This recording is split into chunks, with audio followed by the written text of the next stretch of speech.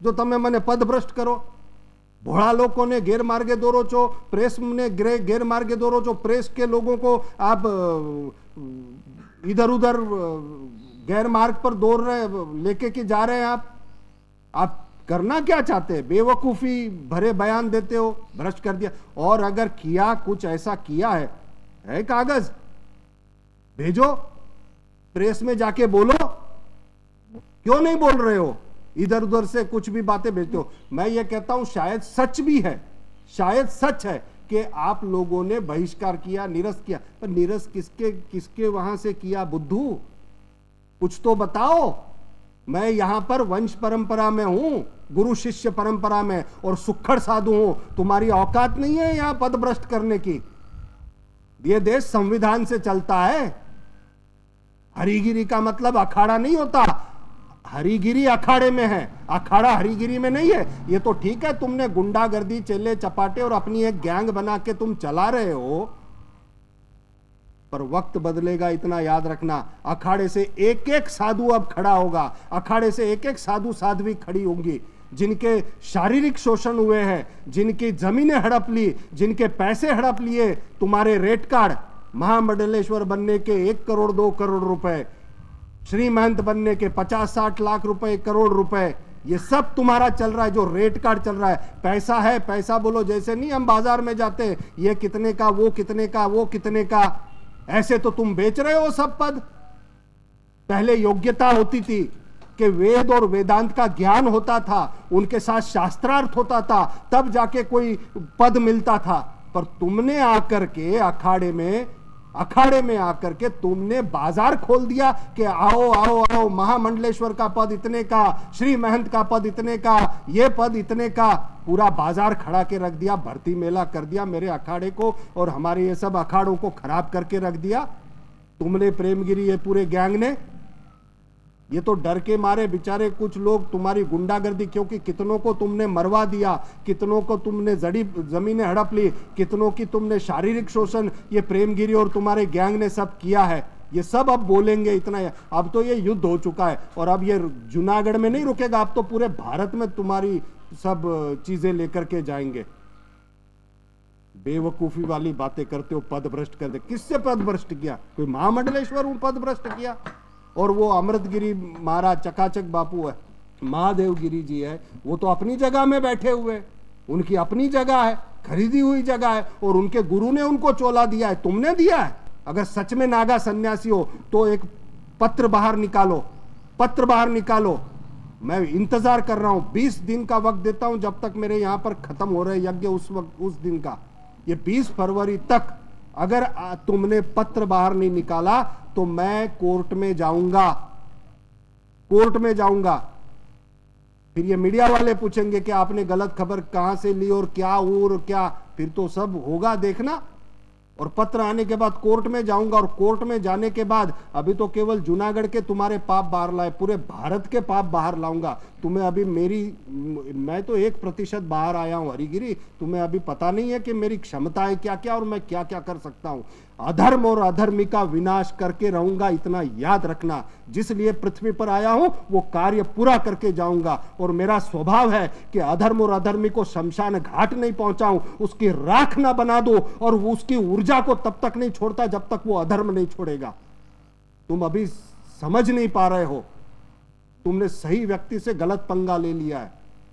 दत्तात्रेय के गद्दी के साथ छेड़खानी की है, और तुमने संरक्षक, तुम अपने आप को अखाड़े का संरक्षक बताते हो। अरे अखाड़े के संरक्षक तो देवता होते हैं, भगवान गुरु दत्तात्रेय अखाड़े के संरक्षक है, तुम दूसरे दत्तात्रेय बन रहे हो। संरक्षक का पद कभी नहीं होता, पर तुमने अपने ये गैंग्स के साथ मिलकर के एक संरक्षक का पद खड़ा किया, और खुद संरक्षक अखाड़े के बने। हमारे बंधारण, अखाड़े का जो बंधारण होता है उसमें तो संरक्षक का पद होता ही नहीं है। श्री महंत सभापति परमानंद सरस्वती जी थे, तब तक अखाड़े की मर्यादा, मान और क्या चलता था अखाड़ा, नागाओं का, और उस अखाड़े की कितनी सभ्यता थी, कितना सम्मान था। और तुमने आकर के पूरा व्यभिचार, भ्रष्टाचार, दुराचार, अत्याचार अखाड़े में फैलाकर उसको कलंकित करने का काम किया। पाप सब तुमने किए हैं, पाप सब तुमने किए हैं, और तुम निरस्त करना और बहिष्कार करना, ऐसे निर्दोष साधुओं को बहिष्कार की बात करते हो। अखाड़े को सबसे पहले अगर बहिष्कार करना है, निरस्त करना है, तो मैं आज प्रमाण देने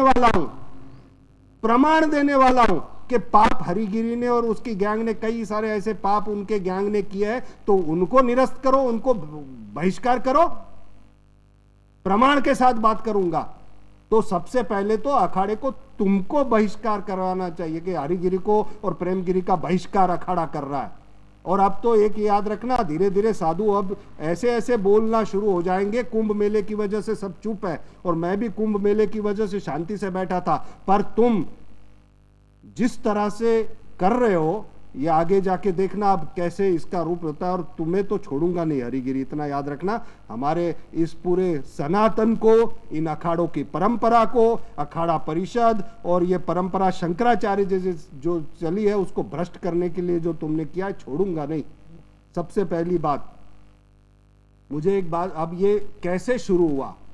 शुरू कैसे हुआ? गिरनार के अंदर पहले पवित्र स्थान जो है, वहां पर शिवरात्रि का मेला होता है, परिक्रमा का मेला होता है, नागा सन्यासी आते हैं, और इस तरह से वहां पर ये मेला चलता है। और यहाँ के जो लोकल, यहाँ पर स्थानिक संत जो है, जो अखाड़े से ही जुड़े हुए हैं, वो सब व्यवस्था देखते थे। वो सब मिलकर के यहाँ पर लंगर चलाते थे, अन्न छत्र चलाते थे। मैं स्वयं गिरनार के ऊपर अन्न छत्र लंगर चलाता हूँ, नीचे अन्न छत्र लंगर चलाता हूँ। मेरी सैकड़ों सेवाएं चल रही सेवाएं, और तुमने लूटने के सिवा कुछ नहीं किया। भवनाथ में आते हो, पैसा लेके चले जाते हो, भवनाथ में आते हो, पैसा लेके चले जाते हो, इसके सिवा कुछ नहीं किया। और भवनाथ में भी महंत बने गैर कानूनी ढंग से। तुम्हारा पहला पाप, तुमने झूठा पत्र सरकारी दस्तावेजों में रखा डराने और धमकाने के लिए, और वो पत्र सामने आया तो तुम्हारी सिट्टी पिट्टी गुल हो गई। जवाब देते नहीं बन रहा है। अखाड़ा परिषद को आगे करते हो, किन्नर अखाड़े को आगे करते हो, साधुओं को आगे करते हो, इसको करते हो, उसको करते हो आगे। तुम क्यों जवाब नहीं देते? सिट्टी पिट्टी गूल हो गई तुम्हारी। जवाब हो, तुम मर्द के बच्चे हो, नागा सन्यासी हो, तो तुम खुद जवाब दो। वो पत्र कैसे तुमने दिया? क्यों झूठा पत्र दिया? क्यों इस तरह से भवनाथ को कब्जा करने के लिए किया? क्यों तुमने 14 मड़ी की जगह को 13 मड़ी में डाल दिया? ये पाप तुमने किया है। पहला पाप तो तुमने ये किया है। 14 मड़ी की जगह को 13 मड़ी में डलवा दिया, परंपरा तोड़ दी। दूसरा पाप, वो पत्र झूठा तुमने दिया। कलेक्टर के कागजों में जो पत्र है वो तुम्हारा दिया हुआ है, जिसको जाहिर पहले ही हो चुका है। अगर सरकार, मैं तो कहता हूं सरकार अगर सही से जांच करे, ये हरिगिरी दूसरे दिन जेल में होगा। और मैं सरकार से कहना चाहता हूं कि हरिगिरी कोई बहुत बड़ी तोप नहीं है, डरपोक आदमी है, केवल इधर उधर से इकट्ठा करता है। ये जेल में जाने के बाद लाखों सन्यासी खुश होंगे। ये जेल में जाएगा तो, इसकी गैंग जेल में जाएगी तो लाखों सन्यासी खुश होंगे, और उनके आशीर्वाद सरकार को मिलेंगे।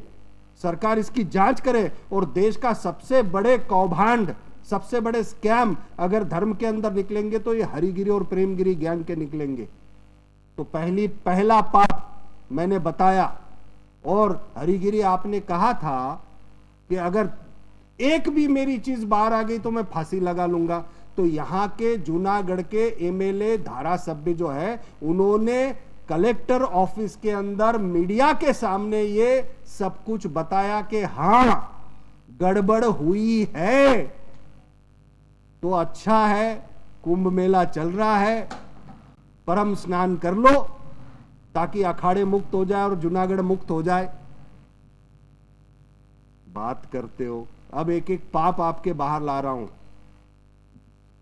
ये जो शुरू हुआ सब,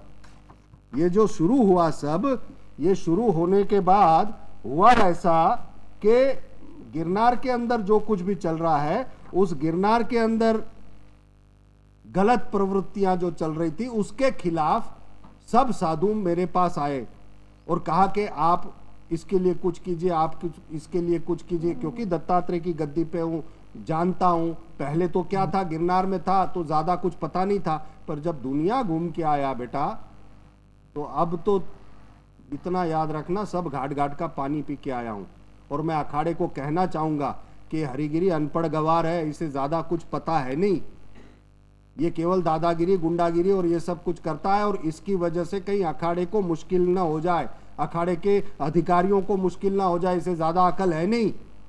मैं जब भी बात करता हूं कायदे कानून के दायरे में बात करता हूं, जब भी बात करता हूं प्रमाणों के साथ बात करता हूं। और अगर मुझे कोर्ट में जाना पड़ा, मैं अखाड़े से 2 हाथ जोड़ के विनती करता हूं। मैं पहले भी बोल चुका था कि मुझे ये नहीं करना है, मुझे ये नहीं करना है, पर मजबूर कर रहे हैं। और मैं फिर से अखाड़े को विनती कर रहा हूं कि मुझे कोर्ट में नहीं जाना है, क्योंकि अगर मैं कोर्ट में गया तो मैं पीछे मुड़ के नहीं देखूंगा। फिर तो कोर्ट में भारत भर से जो पाप है ना वो सब आएंगे, और फिर किसके किसके चरित्र उछलेंगे, क्या क्या होगा, वो सब जिम्मेदारी फिर आप लोगों की होगी, क्योंकि मैं कुछ नहीं कर सकता। मैं पहले भी चेतावनी दे चुका था और प्रार्थना कर चुका था, और अब भी मैं प्रार्थना कर रहा हूं और हरिगिरी को चेतावनी दे रहा हूं।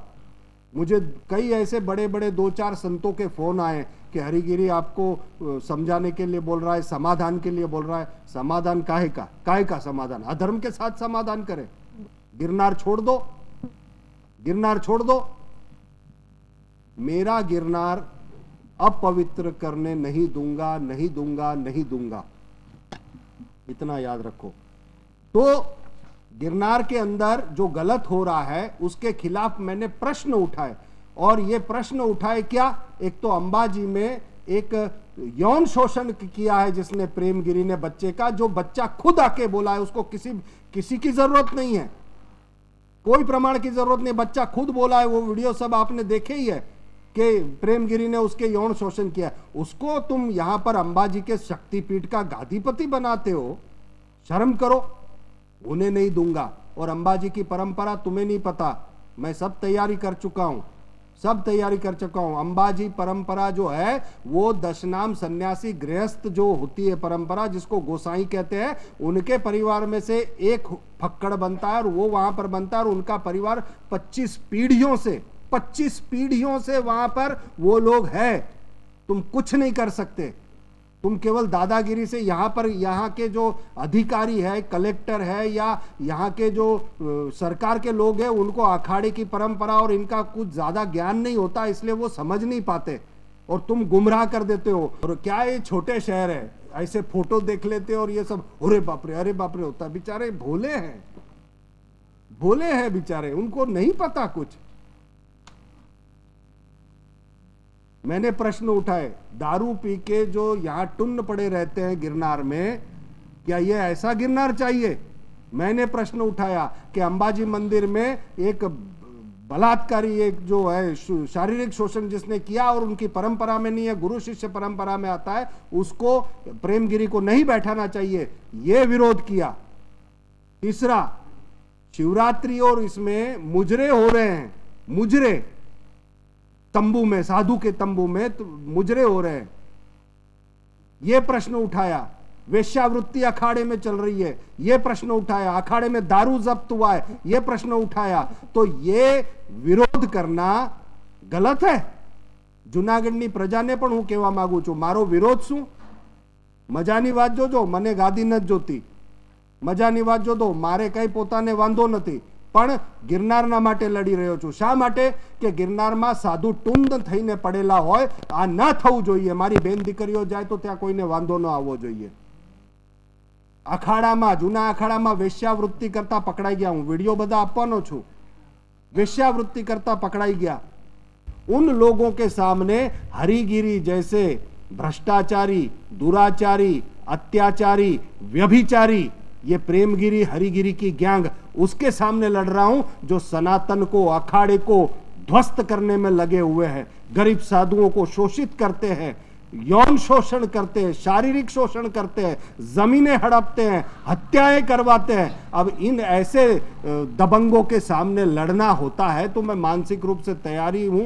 અને એક વાત, હું ભાગતો નથી કરે ને, બીજી વાત, આ ચેસની જેમ છે, યુદ્ધ છે તો ઘણી વખતે આવી વાતો આવે તો તમે બહેકાતા નહીં। મહેશગીરી બાપુ ખૂબ સરસ રીતે યજ્ઞ કરી રહ્યા છે.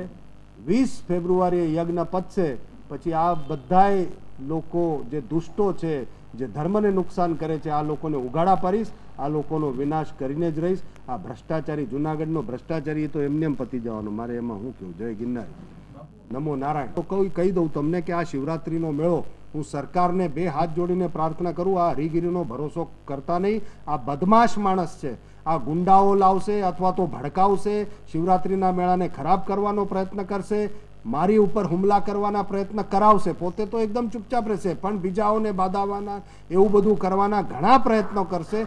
ચાંપતી નજર રાખજો, બંદોબસ્ત સારામાં સારો રાખજો, કેમ કે આ બધું આ કરાવી શકે છે. આને જેટલું તમે નથી ઓળખતા એટલું હું ઓળખું છું. ભાઈ એક વાત કહું, મહેશગીરી બાપુ જ્યારે પણ કોઈ વાત કરે કે કાગળ આપે, હું કાગળમાં કોઈ દિવસ કાચો નહીં હોઉં, એટલું યાદ રાખજો. मैं कागज़ में कभी कच्चा नहीं होऊंगा, मेरे कागज़ बड़े पक्के होंगे. उसने એમણે જો બતાવ્યું, એ જે કર્યું, લીગલ મેટર બની રહી છે અને લીગલ મેટરમાં હું તમને દાવા સાથે કહી શકું છું કે એ ફ્રોડ છે. અને કોર્ટમાં જ્યારે જઈ રહી છે વાત, તો તમને એક વાત તો હું કહી શકું કે ગયા વખતે પણ મેં કીધું હતું, એમાં બંધારણ છે ને એનાથી ચાલે. બંધારણમાં શું લખેલું છે તમને મેં તે જ વખતે બધા કાગળો મૂક્યા છે, એમાં બંધારણ વાંચી લ્યો તો તમને બધું ખબર પડી જશે. બંધારણમાં એવું લખેલું છે એ જમીન વેચી શકાય કે નહીં, અને જે વેચી તો કેટલી વેચી, અને જો આ વેચી તો વેચાણી આ વખતે અને ઠરાવ થયો ત્યારે શું. આવા દુનિયાભરના ફ્રોડ છે. એક વ્યક્તિ ઠરાવ ન કરી શકે. સૌથી પહેલી વાત જે મેં પહેલાં તે વખતે કીધી, એક વ્યક્તિ ક્યારેય ઠરાવ ન કરી શકે. તો ફ્રોડની શરૂઆત તો ત્યાંથી જ થઈ છે. મહેશગીરી બાપુ એક વાત યાદ રાખજો, કાગળમાં કાચા નહીં હોય. કેમ કે હું માણસને સમજુ એના કરતાં 10 વખત વધારે કાગળને સમજુ છું. એ પછી મયારામ આશ્રમ હોય કે વ્યાસભુવોને, મહેશગીરી બાપુ કાગળમાં કાચા નહીં હોય.